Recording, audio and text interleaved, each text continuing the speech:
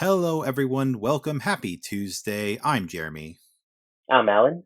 And you are officially tuned into the GG Dispatch. Each week on Tuesday, bright and early, we consolidate the week's biggest headlines in gaming news. Whether you're listening in on your commute, during your workout, or you just have us on in the background, thank you so much for listening in. It is now, as you're listening to this, officially past Christmas. The Christmas has come and gone, but we're actually recording this the Saturday before, so I am sitting here in eager anticipation of all the goodies under the tree. I don't know what awaits me, but we'll be sure to talk about that on our New Year's episode, I suppose. But in the meantime, Alan, I wanted to kind of open up by asking your favorite video game Christmas memory or holiday memory, I guess. What's a holiday that was particularly special to you because of either the game that you got or the console or something like that? So for me, it was sort of like a combination of like how old I was and then the gift that I got at the same time. Mm. And when I was a kid, I got for Christmas the Game Boy Advance SP. So it was the one that's kind of been like redesigned to kind of open up, with like the screen flipping up and have the Like a flip backlight in phone. it. Yeah. Yeah. That was so. It was later on in the that uh handheld life cycle. But I was still super hyped to get it because I could finally play a lot of the games that I'm missing out on, like Pokemon. That was a big one that I wanted to try. Mm-hmm. So just for me, that was a really special moment that sticks out in my head. I was like, that was just a fire gift at the perfect time. Yeah, for sure. Yeah, I had I had a classic Game Boy. I think I eventually picked up a Game Boy Advance.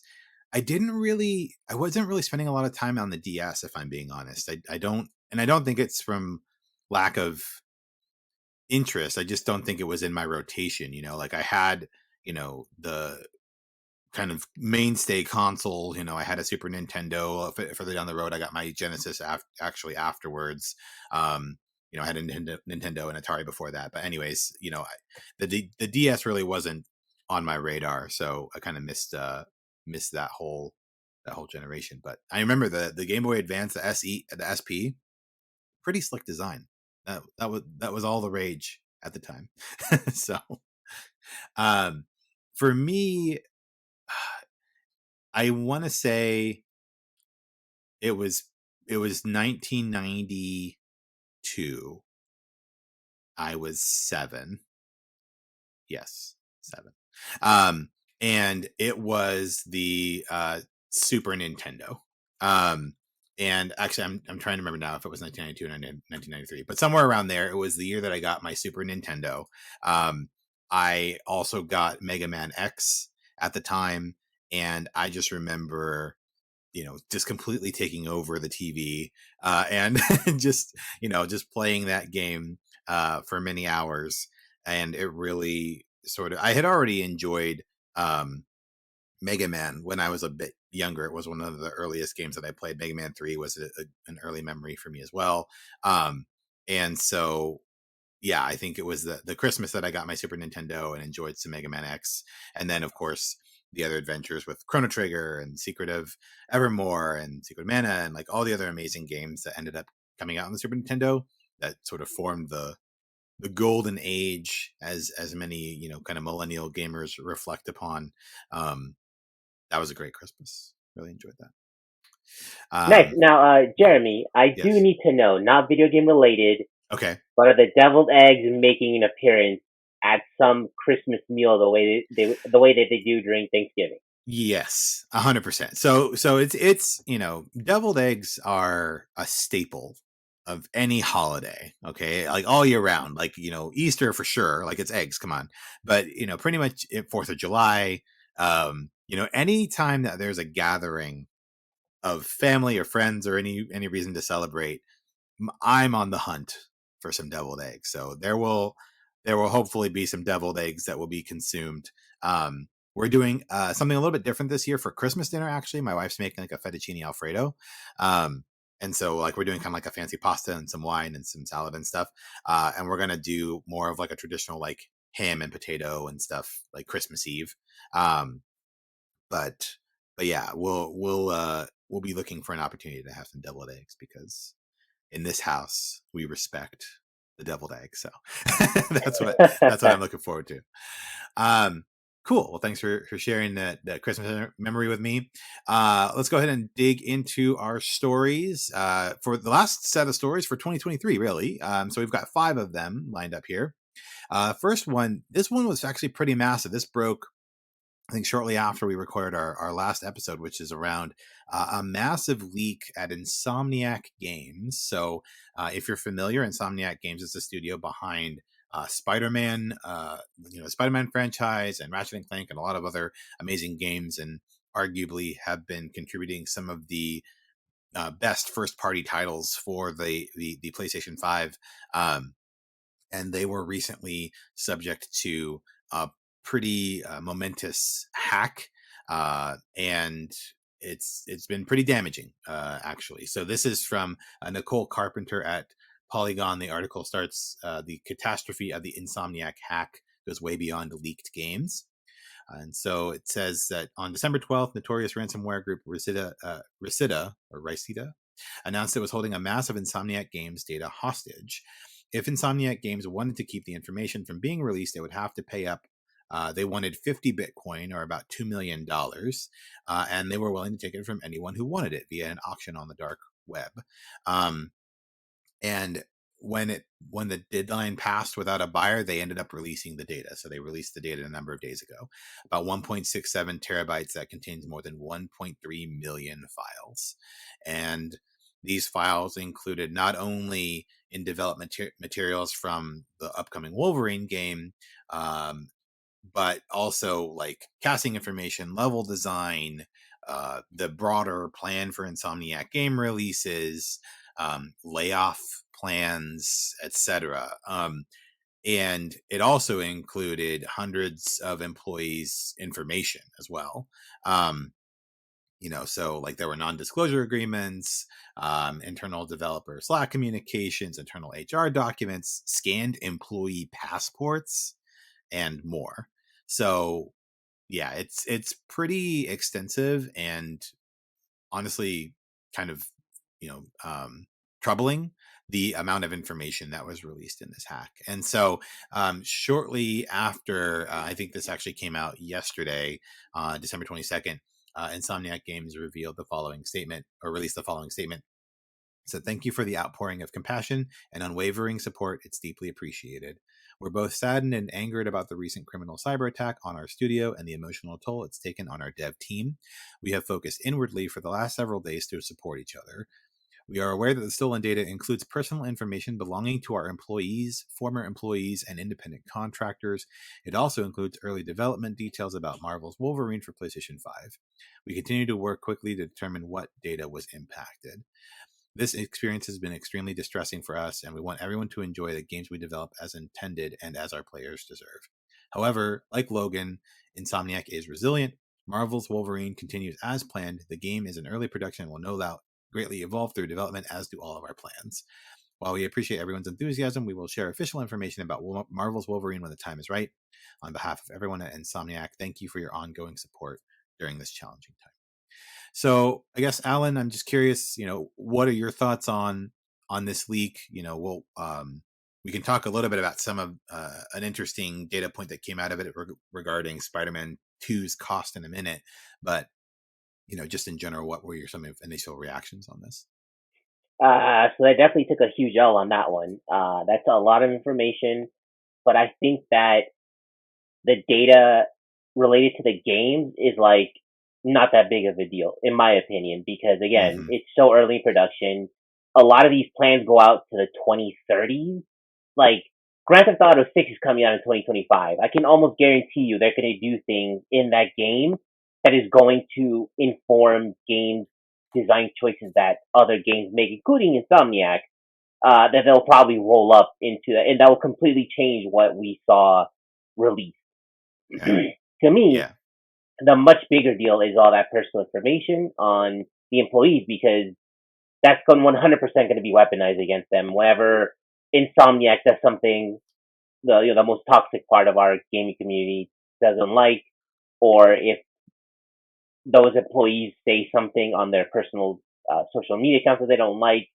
Uh, in my mind, Sony should pay to help relocate whoever feels they need that done, because Yeah, right. with the way people like using swatting and various other harassment techniques, like that's going to be really dangerous. Yeah, Yeah, at the bare minimum, Sony should be working with like local authorities, like, hey, we're a high profile company. When our employees in this zone or county or district or whatever is probably going to be targeted with swatting at the very least to minimize that aspect of it. But in all honesty, they should probably help. Again, whoever feels like they need it to just move somewhere else. Cause like that's insane to me. yeah, for sure.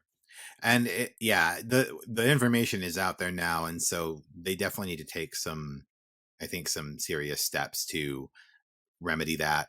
Um, I don't know. Again, like ultimately, like Insomniac is kind of like one of Sony's like jewel studios, but Sony also isn't like directly responsible for the data being compromised. So there's also a certain level of like Insomniac. They'll probably have Insomniac bear a lot of the cost or the ramifications of the data being exposed, etc. But I'm Sony will probably end up supporting them in a certain way. So we'll see. Um, it's interesting to think about as well, like the conversation around the cost of Spider-Man 2 came out, which was $300 million. And so this was, something that sparked a lot of conversation online because, people were saying like, okay, this game cost $300 million to make. Is that a sustainable model, right, for AAA games? Like, can we really afford to require games to basically go multi-platinum in order to pull a profit, um, or do we need to take another look at this structure and the strategy to make sure that games going forward can turn a profit and can allow the studio to continue to make more games? I mean, what are your thoughts on that, Alan? Like, were you surprised at the cost of Spider-Man 2 being $300 million? I mean, it's kind of surprising to see that number, but when you really think about, how big of a team that is, and the salary and compensation, benefits, all other stuff, then it makes sense, especially how long it takes to develop a video game these days. But I think that there can be two ways the gaming industry can go about it. They can either kind of reassess what it means to be a AAA game and maybe not obsess too much on the technical aspect, which seems to be what adds complexity and cost, or they can wait for the tech to kind of catch up and help them. Because I know that in Unreal Engine 5, they've got a lot of really neat tools that are going to help with this type of issue and help with companies develop and scale their game at a much faster rate. Like I was seeing one of the tools that kind of helps them build game worlds, or basically like a level, for lack of a better term. And basically like they can in minutes they can just start putting tree here, boulder here, and really start building and iterating on that game world. So that's what I think will hopefully be the sort of silver bullet to try to like lower costs, is those tools becoming better in helping them make everything a lot easier way. Yeah, and the interesting thing too is, like I agree, some of those tools I think can help to reduce the cost. I think as technology evolves as well, like that can help to remove some of that redundancy or lower that redundancy, maybe, speed up some of the timelines.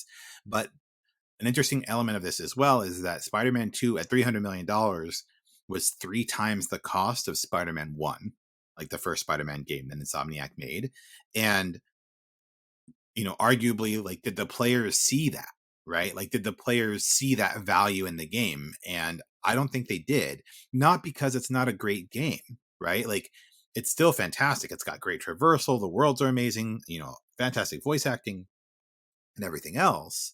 But like, it's still not, you don't see the extra 200 million in there, right? Like, and it doesn't necessarily translate into additional sales as a result, because, and this was a common, I think, maybe criticism of the game, but essentially people were saying, if you liked Spider-Man 1, you will love Spider-Man 2. It's more Spider-Man, it's a bit more iterative, iterated, it's got some quality of life improvements, etc., and you're going to love it. If you weren't a fan of Spider-Man 1, there's nothing real new here that's going to make you say, oh, I should try this new Spider-Man game out, right? So that's tricky. Like, that's really hard. And I think, if those games are going to have that much of, a higher cost, I'm, seeing more of a reason why they might want to incorporate some live service elements or ongoing revenue, like for games like that, to, make them, have a better chance of turning a profit. But again, even on that front, as we've discussed, Sony appears to be flailing a bit on really sticking the landing with live service. And so, yeah, it's a tricky problem for sure. And I honestly was really surprised at the cost of Spider-Man 2. And especially comparing it to the cost of Spider-Man 1, I was like, that seems wild to me. But yeah, I think a lot of it can be explained because Spider-Man 1 was developed for the PS4, and then Spider-Man 2 is a PS5, like, built from the ground up to take advantage of all those new technologies. yeah. And it just takes time to learn all that stuff. Like, I know that for us as gamers, like, oh yeah, this is cool, faster loading times, swinging and doing all these things and ray tracing that feel like, oh yeah, it it may not be as impactful, but like on the development side, that stuff is insanely hard to do. It takes a Right. lot of time, and I think that, Yeah. I don't know, maybe it's on us or on journalists or outlets to kind of like explain to people, like, yeah, this like is really hard to do this stuff. I think Digital Foundry actually does a really good job of like sometimes doing their deep dive and Yeah. explaining all the stuff that's going on. Yeah. But realistically, for the person who just plays video games isn't really like plugged into conversations like that, you know, I don't know if there's any chance in hell that they watch like Digital Foundry, So Yeah. it's Or, tough. It's tough for yeah. Sony and Insomniac. Like the fast travel in Spider-Man 2 is amazing. Like, you can fast travel to literally any point in the city. Like, any specific area in the city you can fast travel to, and it's immediately loaded, like instantly. Like, that's a technical wonder, right? And but, as a gamer, as a player, I can appreciate how, again, like, it's a quality of life improvement over Spider-Man 1, and technically it is, I can appreciate that that's technically like a difficult thing to do. But again, it doesn't turn into another $200 million in sales necessarily, right? Like, it does, that in itself doesn't translate into, into profit. And so, yeah, it's really interesting to think about. But also, I think that part of what's missing in this conversation is how much money that game is going to make over its lifetime. Like, again, that's like an evergreen title that's going to sell That's for at true. least a year or two. And I believe Mhm. it sold something like 5 million copies, like on opening, like on day one. Yeah. So I'm it already come pretty close to breaking even. And I can almost bet that it's probably going to double to that, probably easily to 10 million. So they will Yeah. make the money and then some. And I'm sure Sony knows that. Like, they wouldn't spend the money otherwise. Yeah. So I think that it's just a bit jarring to see that number for everyone.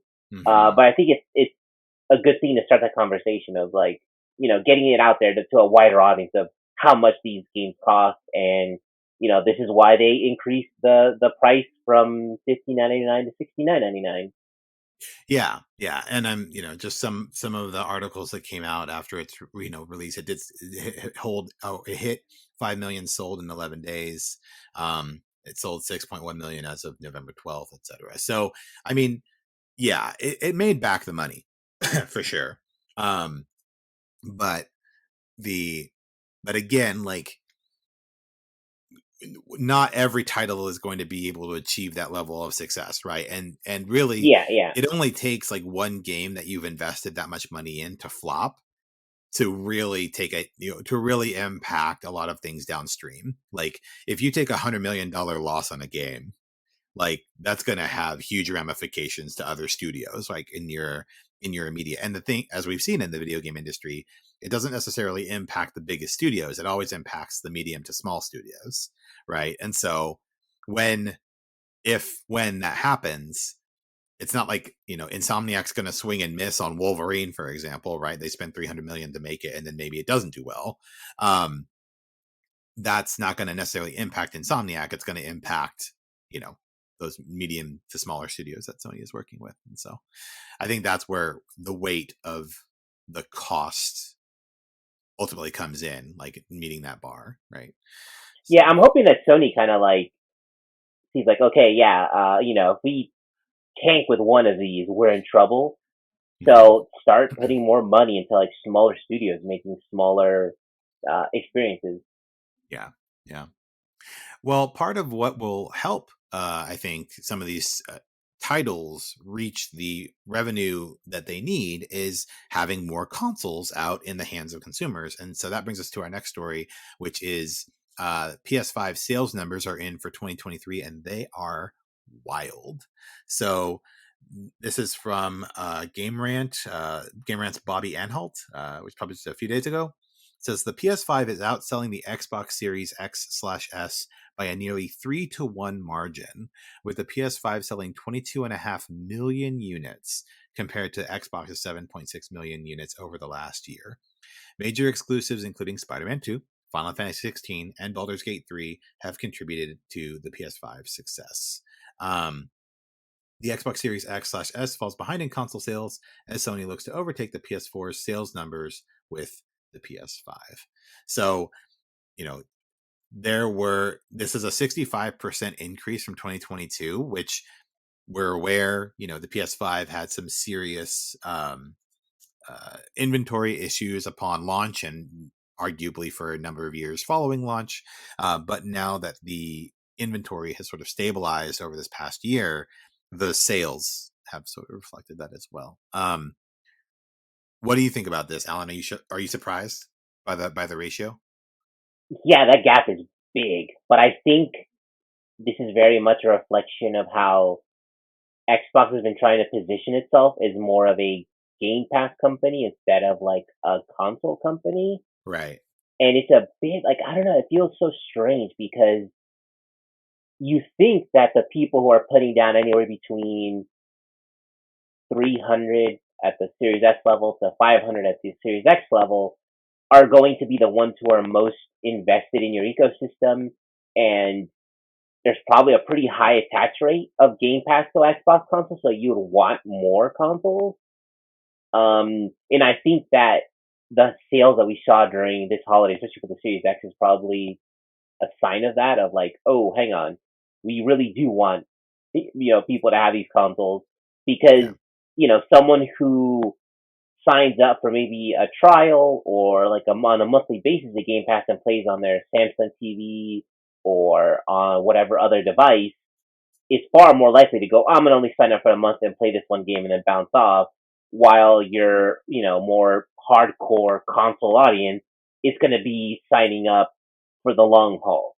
So I do think that while they may not see it as a problem right now, because again Mm-hmm. they are sort of like viewing it from a services lens, I think that it could come back to haunt them later on. And I think they need to really focus back on like, no, we are a console company. And because again, I feel like the attachment rate of Game Pass is probably pretty high for those console owners. Yeah, yeah, and it's interesting, and I think about a month ago, they stopped reporting, or a couple months ago, they stopped reporting Game Pass subscriber numbers in quarterly reports. They, but it is a driver of revenue for their company for sure. Residual income for the company, and so uh, it will be interesting to see as the Xbox, you know, family sort of evolves, and we got that sneak peek in terms of like the digital focused, cloud focused consoles that are coming, how they do shift that narrative, how they're able to secure more first party games, and continue to make Game Pass like a compelling service that not only console owners can appreciate, but also like myself, like a PC gamer. That there was a conversation on our company Slack the other day. We have a gaming channel, and they were like, oh, like, what consoles does everyone have, and why? And it got around to people talking about the Xbox Series X and S, and a lot of folks just said, I have a PC and I have a Game Pass subscription. I do not see a reason why I need to get an Xbox, right? And that's what it boils down to for me as well. And so what I'd be interested in seeing is how they can shift folks that have that sort of attitude or approach to make the console more compelling, to be able to say, at the very least, right, you need to get an Xbox Series S or whatever that version of it, whatever that version of the console is in the future, to get these exclusive console experiences that you might not be able to get on your PC. So, I just love to, like, if someone could like get those numbers and like share them of like what their breakdown is of like subscribers to Game Pass of like Xbox console versus everything else. Yeah, and I'm curious as well. I don't think we have.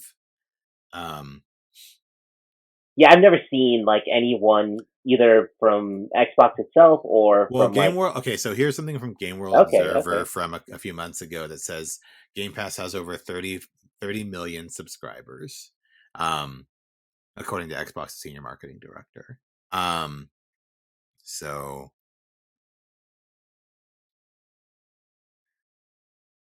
yeah, interesting. I guess that was an update on LinkedIn.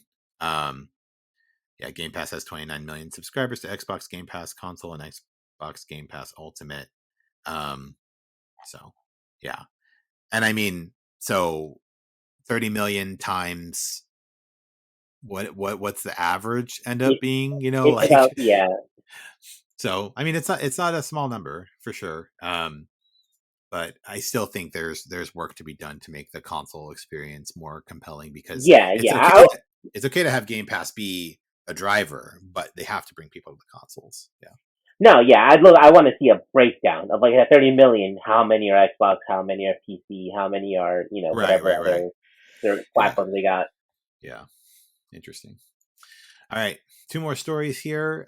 First, Bethesda shares plans for Starfield's first expansion and mod support. This is from Cass Marshall at Polygon.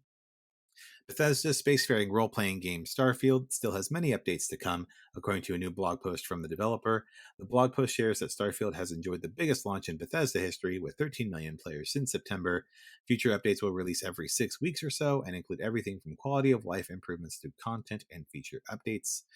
Some of the new features on the way include new ways to travel and city maps that allow players to jump around large locales like New Atlantis or Aquila City. We can also expect more ship customization options, new difficulty settings, the ability to add survival mechanics to the game, as well as sliders that affect carry capacitor, vendor credits, and more. So this was Microsoft's sort of, I don't want to say white whale, but it was their huge title of the year, which was released to moderate, to a resounding meh. I think, at least Definitely mixed. typically. There are people out there who are like standing hard. Yeah, and I mean that's cool. I think I do not doubt that there are folks out there who are loving their time in Starfield, and more power to them. I want to dig more into it and get lost in the world as well. But for all of the hype and all of the Yeah, excitement, yeah, yeah. right? We talked about this before, right? Like, Starfield needed to be a 10 out of 10. Like, Starfield needed to sell Xboxes, drive people to Game Pass en masse, like, it needed to do that. And I guess we don't have the official numbers or anything yet to see if it was successful in that. But the general consensus has been it's a Bethesda game.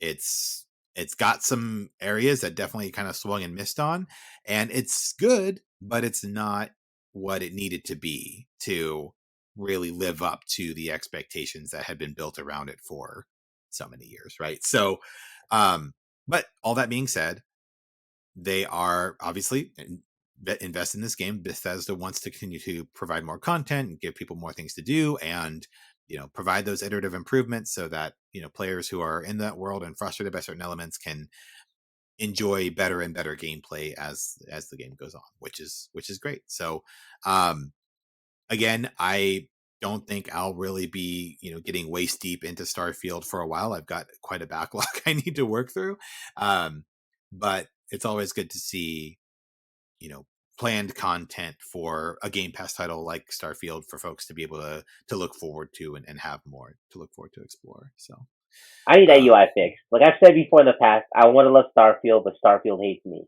Yeah, with that UI. It's not you, it's me. Or it's not me, it's your UI. All right. Final story, Game Informer, those lucky sons of bees, got an exclusive dive into Final Fantasy VII Rebirth. This is exclusive impressions from Exploring Junon by Brian Shea. It's posted on the 19th. And it starts following the events of 2020's Final Fantasy VII Remake. Cloud, Tifa, Aerith, Barrett, and Red 13 have escaped the confines of Midgar and gotten rid of the Whispers, meaning the possibilities as they step out into the vast world depicted in the middle portion of the original Final Fantasy VII are endless. In contrast to the corridor-heavy structure of Remake, the openness of Rebirth is immediately refreshing. But as I found out during both my hands-on and hands-off demos, the improvements don't even come close to stopping there. The article continues for quite a while. If you haven't had a chance to check out this article, I definitely recommend that you do so. Quite a few mechanics for the game are revealed and kind of expanded upon in this article, including the kind of like the cooperative attacks that you can launch with your fellow party members, the extent of the side missions, and the length of the main storyline, which is about 40 hours. But they're saying when you do all the other side quests and stuff around, it's going to be like 100+ hours. And just generally how Rebirth embraces this sort of open world approach when it comes to when it comes to Junon, when it comes to that middle portion of the game where you got to go around and see a bunch of different towns and go on a lot of different adventures, and you weren't as restricted as you were in that opening segment, opening disc within Midgar. So yeah, I mean, I'm hyped for this game. Super hyped for this game. So Same. anything for about Rebirth, I am like all over it. I'm like, eating it all up. But did you get a chance to look at this article, Alan? And what are your thoughts on this next chapter for? Honestly, I kind of like to do sort of a bit of a media blackout and kind of just like I want to experience everything for myself. Kind of take it all in, be wowed by everything. Right. My dream is like on New Year's Day, they're like, "Yo, we're just dropping that demo. Go get it, like you did with Final Fantasy VII. Yeah. Let us play that, and then let us, do the thing where like you can kind of pick up when the main game comes out, and like kind of pick up from where you left off in the demo. Mm-hmm.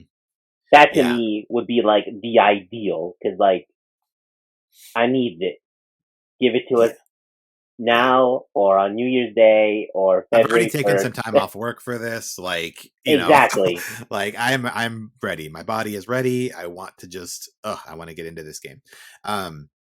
But yeah, I think it was interesting too. I think one of the producers had mentioned in the hands-on and hands-off demo that they were very inspired by Witcher 3's approach to side quests. So again, that kind of speaks to, I think, the openness of the world, and like going out and finding different monsters and like pursuing these different narrative threads. So I'm really interested how they will be kind of fleshing out these various characters and their relationships with one another by using some of these quests. And yeah, otherwise just kind of encouraging you to dig into the world. So I love it. Cannot wait. I need February 29th to get here today. But in the meantime, we'll just have to be Be patient. Square Enix, if you're listening, drop that demo. New Drop Year's it. Day. Do Drop it. the demo. Do it. Do it now. Okay. And finally, yeah, that's the last main story. In terms of Deals Corner, Alan, I know you scoured high and low. Didn't really see anything that jumped out at you.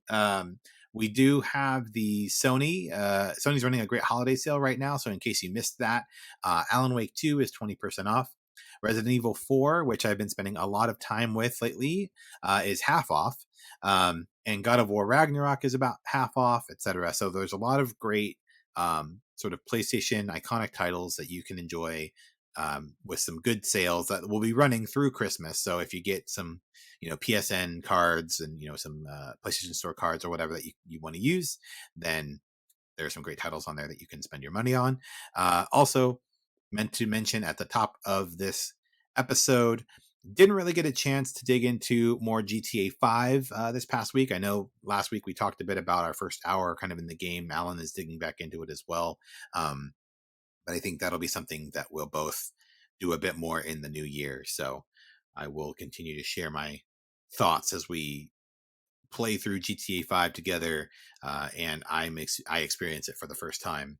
And yeah, so you can look forward to that. Otherwise, I think that's all that we have.